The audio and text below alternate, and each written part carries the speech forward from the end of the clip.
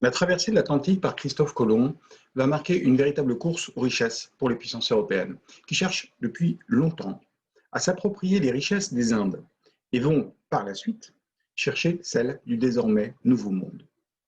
Au XVe siècle, la prise de Constantinople, dont nous avons déjà parlé dans une précédente vidéo, va en quelque sorte bloquer l'accès aux Indes. Comprenez ici ce que l'on nomme maintenant l'Asie, de l'Inde jusqu'au Japon.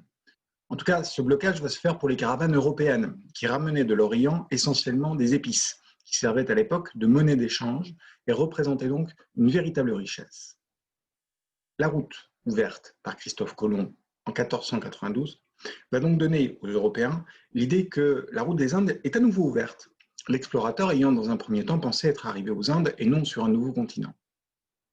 Très vite, pour autant, les explorateurs vont prendre conscience de ne pas être en Inde, mais bien sur de nouvelles terres inconnues, riches elles aussi d'épices, mais aussi de nouvelles denrées, maïs, pommes de terre, tomates, etc., ainsi que des richesses promises supposées, or, argent, diamants.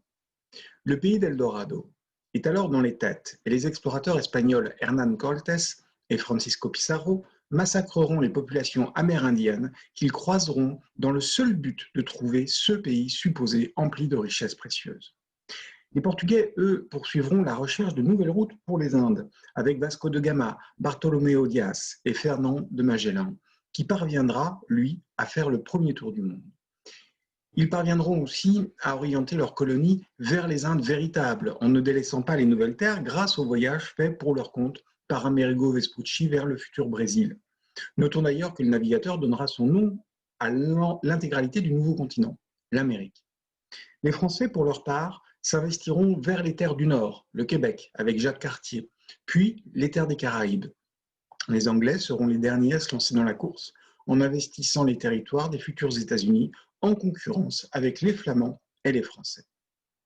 Bref, les fortunes promises par la découverte de Christophe Colomb ont rendu plus qu'avides les puissances européennes, les lançant dans une conquête violente et rapide, provoquant des massacres envers les populations indigènes d'Asie, d'Amérique, puis d'Afrique avec l'esclavagisme.